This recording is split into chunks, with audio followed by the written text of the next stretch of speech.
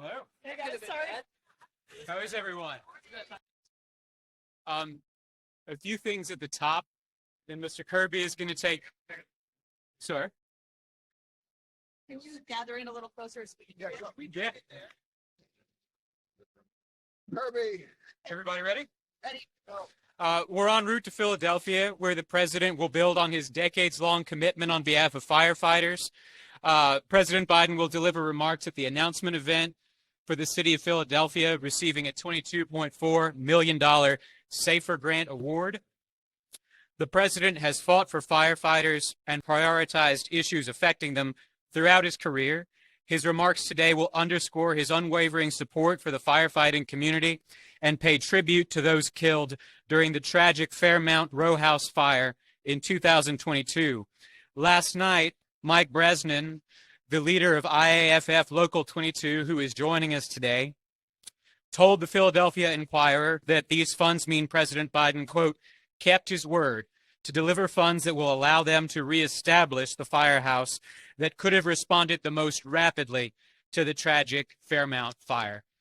Also, today marks a milestone for our implementation of the CHIPS and Science Act, as the Department of Commerce announced its first preliminary agreement with BAE Systems Incorporated for a CHIPS incentive award of approximately $35 million. Today's announcement is the first step of many to come.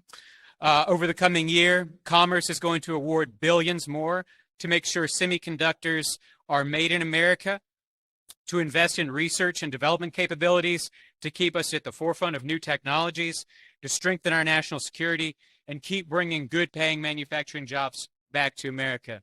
With that, I'll turn it over to Mr. Kirby. Thanks, Andrew. So tomorrow, as you know, the president's welcoming President Zelensky to the White House for a series of discussions, and I believe President Zelensky will be doing some, some other meetings in town with some key officials. We're looking forward to this visit. It's a chance for the president to get an update from President Zelensky about how things are going on the battlefront, but also to make it very clear to President Zelensky and the Ukrainian people that we're going to continue to support them, particularly at this very difficult time. As winter approaches, we're seeing now increased missile and drone attacks by the Russian armed forces against civilian infrastructure. We expect that will continue, particularly against energy infrastructure, and as the Russian forces continue to try to take offensive action against the Ukrainians all along that front, but particularly in the east. And obviously, the other bit of context here is, of course, the negotiations on Capitol Hill about funding the president's supplemental request. I think you'll hear more from the president tomorrow in that context, but he'll continue to make clear his case for why additional funding for Ukraine and Israel are vital to our own national security interests at this time, and he'll keep urging the negotiations forward, urging compromise with the goal of getting these all these national security issues fully funded as we need. They're all urgent. They're all important. Now, just quickly, yesterday marked Human Rights Day, the start of Human Rights Week, and the 75th anniversary of the Universal Declaration of Human Rights. And obviously, we remain committed working together towards a fairer and more just world for everybody. On Friday, the United States took action to promote accountability for human rights abuses and violations by imposing visa restrictions and sanctions on 37 individuals and 13 countries. We're obviously going to continue to take these sorts of actions to hold people properly accountable for the way they treat each other in their own population and the population of other nations. So with that, can you talk about the decision to invite President Zelensky at this moment? Did President Zelensky request to come to D.C. to lobby for this supplemental? Did President Biden invite him? What are you hoping that this visit kind of makes a difference in this at this moment? This was an invitation by President Biden. And again, I think it comes at a critical time. This is exactly the right time to be having President Zelensky in town to have these discussions because of what's going on in Ukraine, the increased activity we're seeing by the Russian armed forces as winter approaches, but also what's going on Capitol Hill. In the argument that the president's going to be making with all of you tomorrow about the need to fund this supplemental. But it came invitation. What will the president tell Zelensky about the supplemental aid? I mean, he can't really promise that it's coming for sure, right? I think without getting ahead of the president, I can assure you that he will make it clear to President Zelensky that we're standing firm on this supplemental request. We absolutely need to get additional funding to support Ukraine going forward. Now, and he'll also talk to him about the approach that him and his team is taking on Capitol Hill, but I don't want to get further afield than that. Will he have a new weapons package? I know you just had one last week. Will you have another one to announce, do you think? Well, again, I don't want to get too far ahead of the president, but as you know, Steve, we don't have too many more weeks left in this year to be able to provide security assistance. So I would fully expect that you're going to see us announce additional security assistance before the end of the month. There's the new reporting that Israel used U.S. supplied white phosphorus munitions in an October attack in southern Lebanon. Some rights groups are saying that it should be investigated as a war crime. Does the U.S. have any comment on that? We've seen the reports, certainly concerned about that. We'll be asking questions to try to learn a little bit more. I do think it's important to remind that white phosphorus does have a legitimate military utility in terms of illumination and producing smoke to conceal movements. And obviously, anytime that we provide items like white phosphorus to another military, it is with the full expectation that it'll be used in keeping with those legitimate purposes and in keeping with the law of armed conflict. But we've seen these reports; they're fresh. Just don't have any more on it right now. So follow up, obviously, that is something that occurred in Lebanon. Is the U.S. concerned about this conflict spiraling out and involving more countries and more fronts beyond where it is right now? We absolutely don't want to see this conflict spill over into Lebanon. We don't want to see a second front. We don't want to see it escalate and widen. And so it is also in the context of that that we're concerned about these reports. John, are you all on? So the UAE and other nations are really pushing for another ceasefire in the war right now. Can you kind of tell us a little bit about what the U.S. is doing at this point to communicate to Israel what you're interested in as far as seeing another temporary pause? Well, so big difference between ceasefire and humanitarian pause. We still don't support a general ceasefire here. That leaves Hamas in control of Gaza. But we absolutely do support additional humanitarian pauses, and we are in active, and when I say active, I mean daily conversations with our partners in the region, from the Arab states as well as in Israel, about the likelihood of getting humanitarian pauses back in place. Don't have any progress to report today, but it is an active issue of discussion and conversation with our partners. We think it's still valuable. Now, we'll say that even absent a humanitarian pause, and again, we want to get one back because we want to get those hostages out. We are still working with the Israelis to get humanitarian assistance in. And there was a big backlog of trucks over the weekend that have started to flow in now. It looks like Kerem Shalom will be available for additional humanitarian assistance convoys in the near future. That's a good thing. So even without the pause, we haven't let up off the gas in terms of humanitarian assistance. Is the White House in touch with Alexei Navalny's team, and are you all concerned about his disappearance? We're deeply concerned about these reports that he's now been gone for allegedly a week, and neither his representatives or his family know where he is. He should be released immediately.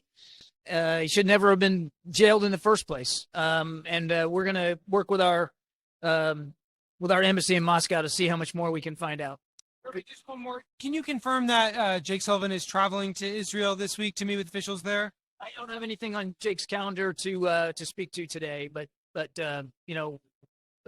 if and when we get to a point where we can talk about it, we will. The only thing I'd say to others is, look, you have seen repeated visits by senior officials from the administration to the region since October 7th. I would fully expect that you're going to continue to see that. Taiwan has arrested 2 service members trying to share sensitive U.S. helicopter tools with China. Is that something that concerns you? What are you doing to prevent China from getting access to sensitive technology like this? Those reports. So let me take that question and get back to you. Obviously, we take our operational security and classified information, the capabilities of our military systems very, very seriously. But I'll have to take that question. Section 702 legislation that was introduced. Yeah, so there's 2 things moving forward here on Capitol Hill, which are important to watch this week. There's one bill proposed by the House Intelligence Committee, which fully reauthorizes 702. We think that's important. 702 is critical to our national security. Going after Zawahiri, the Colonial Pipeline, cyber attack, all of those were our response was aided by access to 702 information. So there's some reforms in the House Intelligence Committee proposal that we think will be difficult to get to, but in general, it reauthorizes it. There's another one in the House Judiciary Committee that basically guts it and would really be damaging to our national security. And so we urge members of Congress, if you're going to move forward this week, move forward on the one proposed by the House Intelligence Committee. On the F-16 that crashed into the Yellow Sea near South Korea, any update on that for us? I don't know much more than you do. I mean, the Pentagon's already spoken to this. Apparently, the pilot ejected and is in reportedly good condition. That's a good thing. I don't know what the cause of the mishap was. Thank you. I think the ground is coming up pretty soon. So, Andrew, we get to look. A couple questions for you, too. Thank you. Thanks, Start John. with me. See you soon. Thanks, John. Any comment on things moving forward with a potential impeachment inquiry of the president? And also, does the White House believe that the president's son, Hunter, should testify this week? I'm not going to weigh in on that process, except to say that President Biden is laser focused on the issues that matter most to American families. You see him today getting ready to deliver for firefighters in Philadelphia. Like I mentioned, we're making an historic announcement in advanced manufacturing to keep bringing jobs back from overseas. He's focused on what matters to American families, not Marjorie Taylor Greene's conspiracy theories about his own family. Senator Murphy indicated that the White House will be stepping up its engagement this week on the supplemental, specifically on border policy. Any updates on what the White House is going to be doing this week? Last week, you heard the president make the case to Congress and the country on the urgent need to support Ukraine in its fight against Putin. He has repeatedly conveyed that message to congressional leaders personally. Our Legislative Affairs Office, OMB, NSC, they are in close touch with lawmakers from both parties and will continue to do that. Like we have said, like you heard from Director Young, from Secretary Blinken yesterday, our own national security is at stake in Ukraine. Putin has indicated that if he is successful there, he has designs on other Eastern European countries who are members of NATO and who we are obligated to defend. And like the president has been explicit about, we would defend them. So it would be infinitely more expensive in every way not to act on this supplemental. Does the White House see Trump's dictator comments as a threat to national security? And what are you doing to prevent, the U.S. getting a dictator? Now, I'm going to follow the Hatch Act and avoid commenting on the 2024 election, but I want to be very clear. President Biden has been working to protect American democracy and to unite people of all political views against these unprecedented threats we've seen to our democracy in recent years since before January 6th. And those warnings are bipartisan. You've heard a number of Republican congressional leaders weigh in similarly. You've heard members of the McCain family echo the president's warnings. You've heard J. Michael Luttig, a retired judge, echo the president's warnings. And I want to say it is wrong to suspend the Constitution and abuse federal power to persecute critics and trample the First Amendment. It is wrong to override the will of the voters as upheld by over 80 federal judges and the Trump administration's top election security official. It is wrong to engage in violent rhetoric and spread dangerous conspiracy theories that have cost brave police officers their lives. Thanks, Bates. We're heading to Philadelphia. Do you have a comment on the University of Pennsylvania president resigning after her congressional testimony? I'm not going to weigh in on personnel matters directly. You saw our response last week to the hearing. We were full-throated. The president believes strongly that this is a moment to put your foot down and to ensure we have moral clarity. He has done that consistently. He always will. I saw that she issued a statement withdrawing those comments.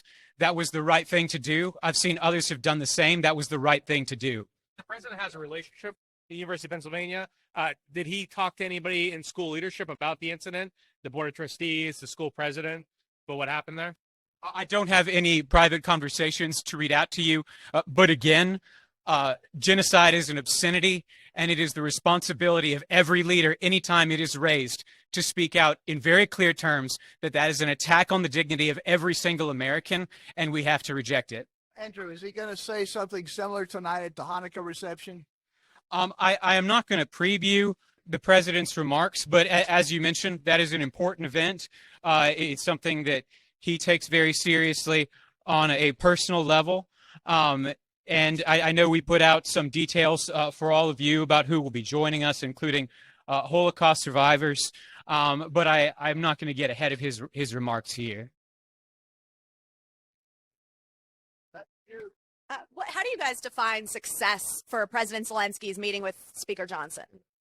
President Zelensky, like you were hearing Mr. Kirby underline, is the most effective advocate for Ukraine. He's someone who is respected across the country and in both parties in Congress. And no one can better articulate why we need to continue the very successful efforts that we have led in the world. Remember that the president has led a coalition across the world, united in defending our values, democracy, sovereignty. I know there are a lot of congressional Republicans who talk about sovereignty.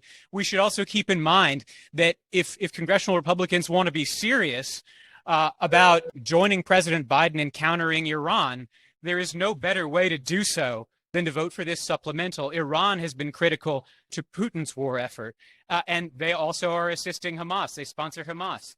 So we need to keep that context in mind this week. Thank you, Andrew. Thank you. Thank you. Visit key state to Pennsylvania in the last year or so. We can try to get that for you. That'd be I don't great. know offhand. Okay, thanks.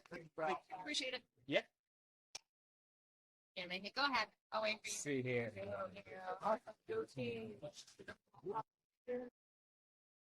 You. Thank you. Sorry.